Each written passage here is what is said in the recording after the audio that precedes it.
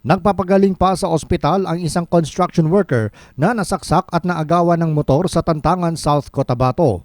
Matapos i-report ng isang concerned citizen, nirespondihan naman ng mga kasapi ng First South Cotabato Mobile Force Company ang isang katao na tila nang hihina at nakaupo sa Center Island sa Purok Boundary, Barangay Magon, Tantangan. Kinilala ni Tantangan PNP Chief of Police Major Romeo Albano Jr. ang biktima na si Alfie Vallejos, 35 anyos, taga Pulunuling Tupi, South Cotabato. Ayon kay Albano, si Vallejos ay hinarangan ng isang katao at inagaw ang kanyang Skygo 125 motorcycle pagsapit sa Barangay Magon dakong alas 3 ng madaling araw kamakalawa. Ito ay habang binabaybay ang daan mula Tupi papuntang Kabakan, Cotabato para magtrabaho. Ayon pa kay Albano, naganap ang krimen sa madilim na bahagi ng highway na malayo sa mga bahay.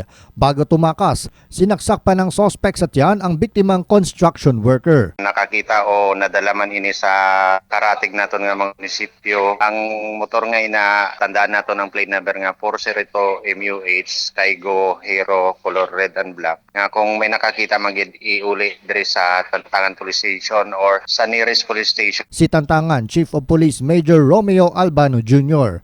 Ang biktima ay dinala ng mga rumespondeng pulis sa isang pribadong ospital sa Tacurong. John Sionosa, NDBC, Bida Balita.